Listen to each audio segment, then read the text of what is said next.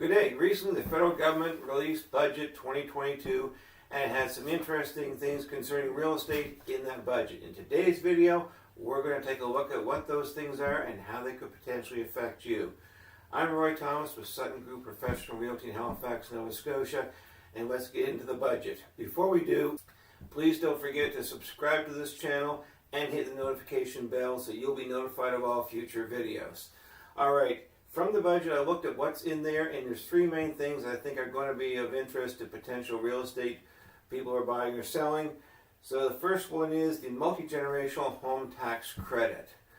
So if you would like to put in your home a secondary suite for a senior or an adult with a disability, the federal government is now going to give you a tax credit effective in 2023.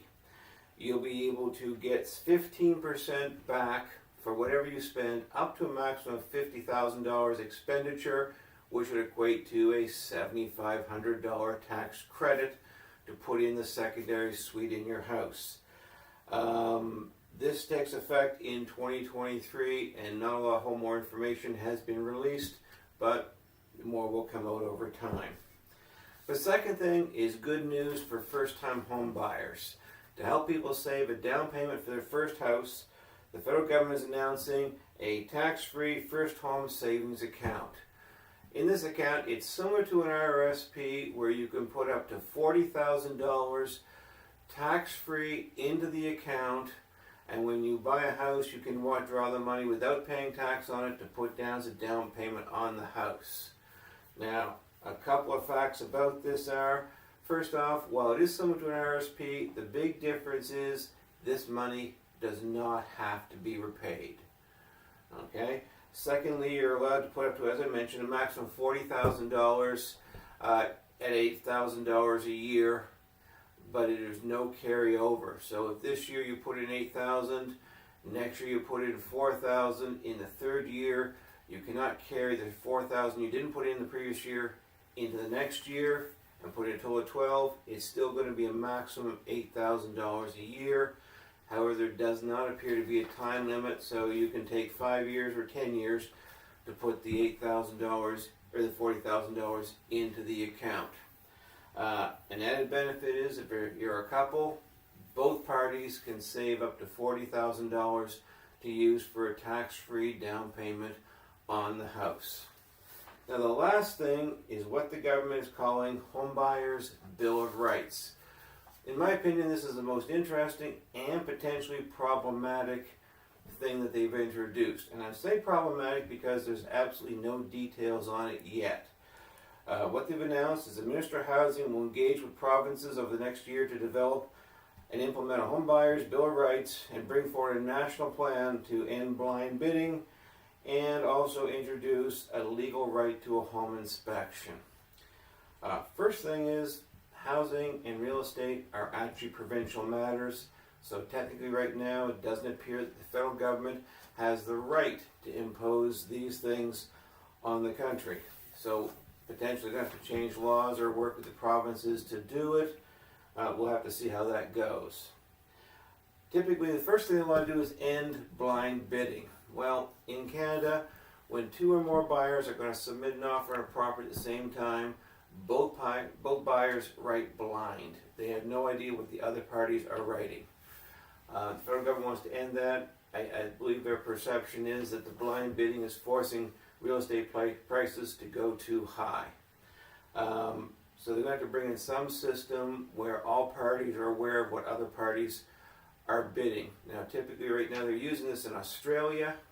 I saw a video recently explaining how they do it. When a house goes on the market, they have a couple-week period where people can view the property, arrange their financing. If they want to do a building inspection, they do it during this time period. And then on a designated day, everybody apparently meets at the house, and they basically do an auction to bid on the house. People keep yelling at the number that they want to bid on the property. Highest bidder gets it, and then afterwards the buyer has to finalize it in writing by submitting an offer that has no conditions whatsoever. It is firm and binding. They've already had the time to do their inspection. So potentially in the period up to it, they will have multiple buyers do an inspection on a house, yet only one person gets the house. So a number of buyers have paid for inspections that are of no benefit to them anymore since they didn't get the property. How they're going to do it in Canada, we have no idea. They haven't announced it yet. But basically, they are going to use some sort of method, it appears, to create an auction effect. I've read some studies on this that are indicating there's concerns this will actually drive prices higher because potential buyers will be caught in a situation where in the heat of the moment they'll keep bidding higher to get the house. Under our system currently where you bid blind, at least you have time to consider what price you're going to submit, and there's no heat of the moment bidding. How this again is going to play out, we don't know. It's going to be a year to 2 years before we get a firm indication of how this will transpire. The second thing that they want to do is give buyers a legal right or legal requirement to do a home inspection. Currently, the legal requirement, a legal right to do your home inspection is established through your purchase and sale agreement. However, in the heated market we've experienced in the last couple of years, we are seeing here in Halifax that some buyers are simply choosing to leave out the building inspection in an attempt to make their offer stronger and more appealing to the seller. And in some markets like Toronto, which are even hotter at times, it's in some cases, if you put a home inspection in, the seller will simply not consider your offer because they have too many other options with no home inspection. So apparently the government wants to put in where the buyer has to do a building inspection. How this works, we're going to have to wait and find out. In theory, they could put the language in the contract and make it so it can't be taken out. But even if it's in the offer, how do you actually force a buyer to spend money and do a building inspection? We have no idea what that's going to look like. And if there is a building inspection done that the buyer really didn't want to do, a couple of defects show up, the buyer is willing to absorb those defects. Do they have to approach the seller with them? Can they absorb them? It's going to be an interesting thing to find out.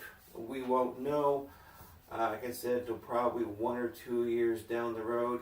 I will be posting additional videos on this in the future as we get more information. So again, please subscribe and hit the notification bell so you'll know about future videos. Thanks very much for watching. Have a great day. Talk to you later.